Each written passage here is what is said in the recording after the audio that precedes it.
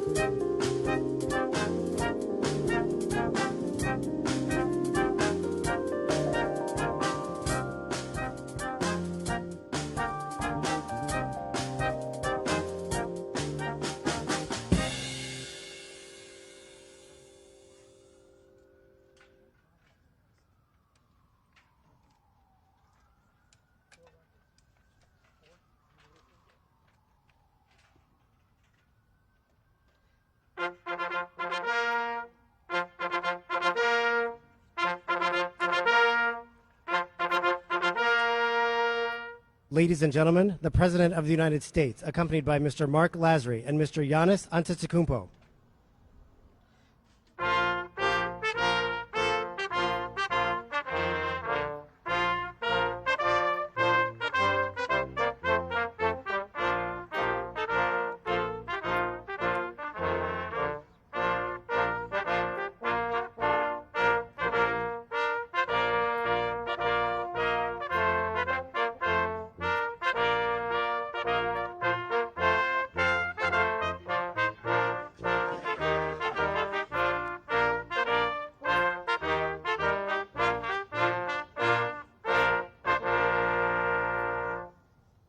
Well, good afternoon, everyone. It's an honor. It's an honor to host the 2021 NBA championship, the champions, the Milwaukee Bucks. Congratulations to team owners, Mark and Wes and Jamie and Mike, and the two dear friends, Ted and Mary Kellner. You won't believe it, but they're both responsible for my being here. Not a joke. Excuse the point of personal privilege we used to say in the Senate. In 1972, I was a 29-year-old kid and decided I was going to run for the United States Senate. I wasn't old enough. You had to be 30 to be a senator, for real. When I got elected, I had to wait 17 days to be eligible. And right at the very end, my sister managed my campaign, and my brother raised the money. He was 25. My sister she used to be 3 years younger. She's now 20 years younger. But at any rate, and we were doing well. We're catching up. No one expected us to have any shot at all. And everything was moving. We were actually catching up after being down 56-28 at one point. And we run out of money. And all of a sudden, I got a phone call on Tuesday saying that we don't have any money to keep any of our ads on TV or the radio. And so I didn't know what to do. And I got a call from a guy named Ted Kellner and 4 other people. And they said, come on out to Greenville. We want to help you out. They helped me out. They financed the end of my campaign. They were my friends before, and I'm indebted to them now. Well, thank you both, Ted and Mary. Thank you. Now that I've ruined your reputation. And while he couldn't be here today, I also want to congratulate the team's previous owner and dear friend of mine, a server of the United States Senate, Herb Kohl, one of the finest guys I served with, a man of significant honor. And folks, congratulations to the staff and to the fans and to everyone here to celebrate, including the second gentleman. Doug, where are you, Doug? There's a man who's a basketball fan.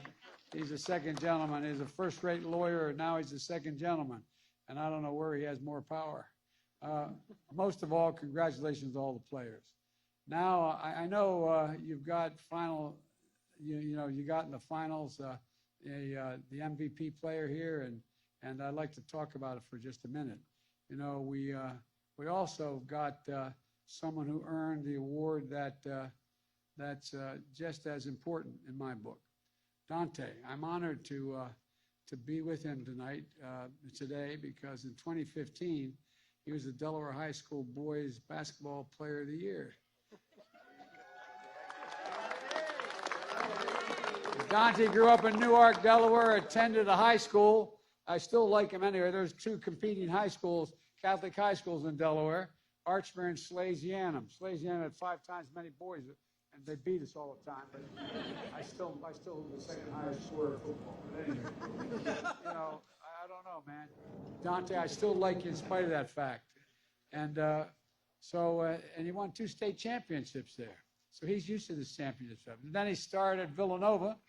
And the Bidens are a sporting family, particularly my wife, Jill, who's, as she calls herself, a Philly girl. She takes it up a notch. She knows a lot about the sport, and she never forgives anybody if they lose. But, you know, we went to the University of Delaware, Jill and I, years apart. And then she went on to Villanova grad school, and I went to Syracuse Law School. In 2016, we went to the Final Four to watch our teams play. And I watched Donte win his first of his 2 national titles at Nova. Donte, we're also proud of you back home, but I still like Syracuse. And to all the players, that's what you represent for so many people.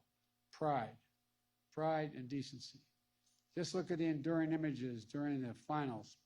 Thousands of fans celebrating in the Deer District and the Herb Kohl Way. You know, you represented yourselves and your families, your organizations, and a great American city by staying true to who you are. You did the work in the off season and during the grueling regular season. In the playoffs, down 0-2 against Brooklyn, and then to make it, just to keep the owners and your coach in constant perspiring. On the finals, you were down 0-2 against Phoenix. But you never gave up. I watched. It was amazing how you came back. You always believed. And Coach Bud, you got them to play as a team. You know, Giannis, 50 points. 50 points. To seal Game 6, to win the Bucks' first championship in 50 years, since Kareem Abdul-Jabbar and Oscar Robinson won it for the Bucks. And the worst part is, I remember them both. I was a kid. Remember them both. Final MVP, 2-time NBA MVP, 5-time All-Star, and just named to the list of the 75 greatest NBA players ever. I might add that I'm proud that 2 Syracuse guys made it, Carmelo Anthony, as well as Dave Bing. I actually was at graduate school when they were playing, and who played around this time, the time I was there. And at just 26 years old, you're just getting started. What makes it even more special is you won the title with your brother, who is here today, and you joined another brother already with a ring. What a hell of a family, I tell you what, man. I think you won the gene pool. And you still got 2 more, right? And sons living the dream of an immigrant family from Nigeria and then Greece in search of new opportunity. In struggles, they always dreamed. Brothers who once had to share the same basketball shoes, all 5 of them, before they got to the NBA. I tell you what, I would have liked to have been there when that fight went on, who got the shoes when. But at any rate, I know your mom is so proud of you and is watching, and your dad's watching, looking down, watching over you all. And your baby boys who will grow up knowing that anything is possible. And that's the power of the team's example and not just winning the title. Last year as a team, you took a stand for justice and peace in the wake of Jacob Blake's shooting in Kenosha, Wisconsin. And you've gotten people engaged. Now it really mattered. I remember calling your coach. You got people engaged in the vote, in the political process. You've encouraged fans to get vaccinated. You know, I just want to thank you. I want to thank Jrue Holiday and his wife Lauren, who, by the way, is probably a better athlete. You're good, but I tell you what, you married way up, pal. Jill and I watched her. Seriously, we watched her bring home the Women's World Cup in place in 2015 to add to her 2 other Olympic gold medals. I mean, what the hell, you know? And they're world-class athletes, and they talked about why getting vaccinated is so important, and to protect yourself and those you love and people around you, and it matters. So I want to thank you both, and I'll conclude with this. This year marks the 75th anniversary of the NBA. During that time, we've seen generations of players define their eras with their styles and the play and their personalities. We've seen a distinctly American game become the fastest growing sport in the world. The fastest growing sport in the world.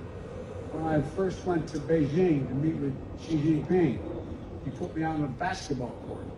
I'm not like these guys, I can play a little bit. But put me on a basketball court. And I'm thinking to myself, everywhere in the world I go, as I travel the world, basketball. The best players want to come to America, though, in search of possibilities. And through it all, one thing remains constant. The values of the game and of the sport. Teamwork, hard work, respect, and the belief that we can strengthen the bonds that bring us together and stand up for something bigger than ourselves. The first time NBA championship team visited the White House was in 1963, when President Kennedy hosted the Boston Celtics. A few months later, in August, Bill Russell returned to Washington, this time to stand on the steps of the Lincoln Memorial to hear Dr. King and his speech on I Have a Dream from the whole nation. Today, I'm honored to welcome the Milwaukee Bucks to continue that tradition. In sport and in democracy, unity, perhaps, is the most elusive thing and the most necessary thing. But that's who this team is. They're unified. That's who we are as a nation. As we saw over the weekend, with the getting closer to passing the consequential investments in our nation and our people, there's nothing stopping us when we work together, nothing. And as one team, as one nation, there's not a thing we've ever failed to do. Never, ever, ever, and the American people have given half a chance to ever let their country down. And just like you've worked together, and watching you has just been incredible. So congratulations, Milwaukee Bucks. The best of luck for the rest of this season. Actually, this is a season just beginning for us here. But all kidding aside, best of luck next year, but you all are the best. You're the best, and it's a great honor to have you here. Now, I think I'm supposed to introduce somebody, but I'm not sure who am I supposed to introduce now.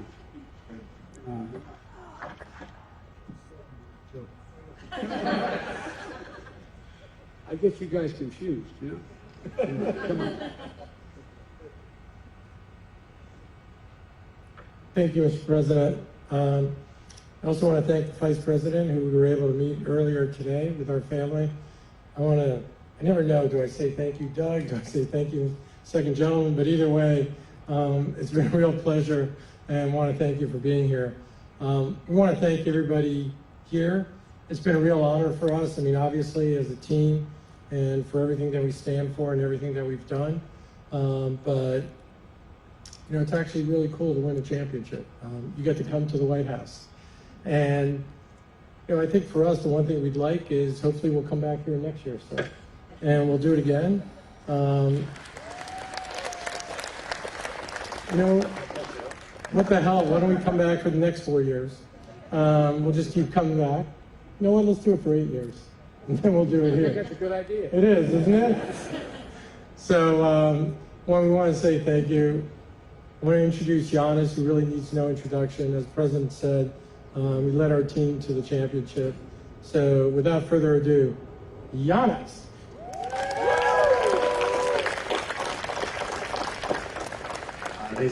This is awesome. Thank you, Mr. President. Thank you, Mark. On behalf of my teammates, coach staff, the Bucks organization, we are very grateful for this opportunity.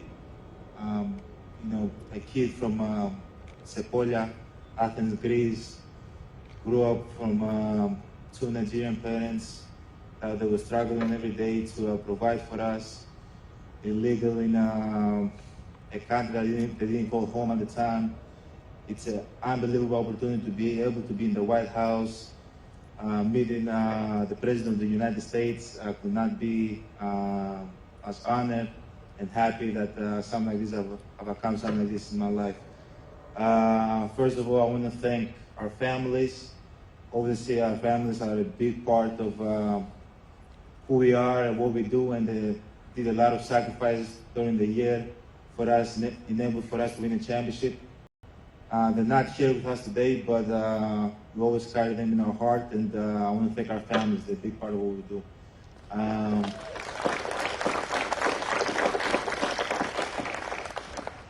Also, thanks to the Bucks fans. We have the best fans in the world. They support us from day one.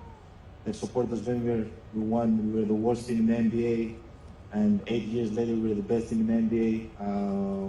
And they support us all the way along, and we couldn't do it without them.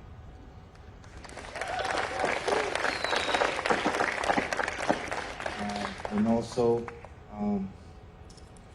for everybody out there, this is a great example that, with hard work, with sacrifices, if you dedicate yourself and waking up every single day and try to get better in anything you do, in anything you love, and believing in your dreams, you can accomplish great things in life. And man, as I said, I've done that my whole life, and I'm in the White House, and this is awesome.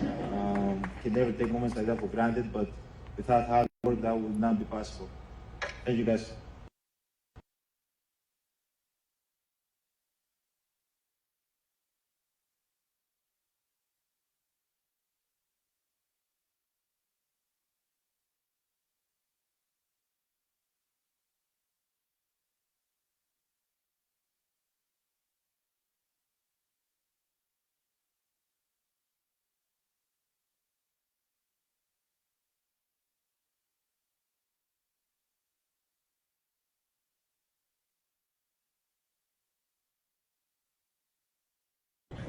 You're doing a photograph?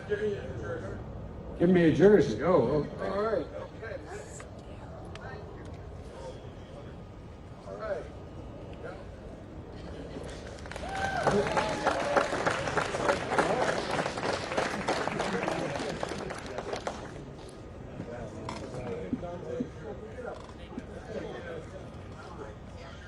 If you guys aren't here, come on, man. If you guys aren't here, they're going to think I stole the jersey.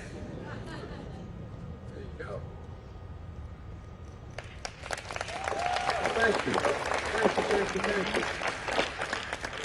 All right. Now we're doing a picture up here.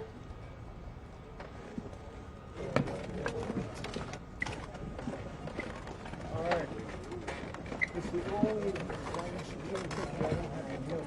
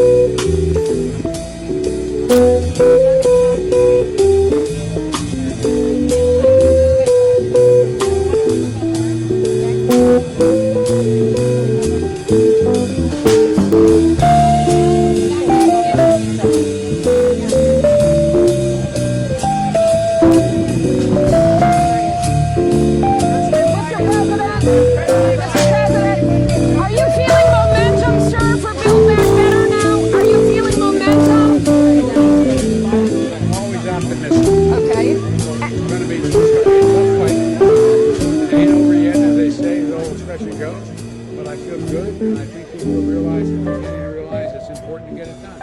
Any lessons from what you've just gone through with the bipartisan infrastructure? Something they didn't already know. Great, thank you guys. Thank you. Thank you guys. Thank you.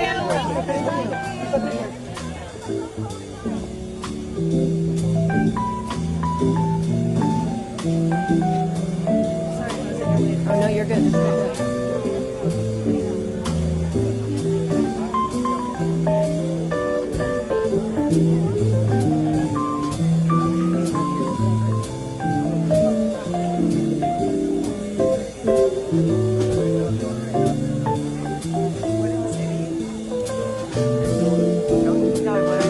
Okay, he said that he's feeling optimistic. And then I asked about any lessons. None that I didn't already know was his last comment. Optimistic about? About Build Back Better. I said, are you feeling momentum for Build Back Better? There was more to it than that. But... Wait, I'm still wearing a mic, so let me turn off the mic.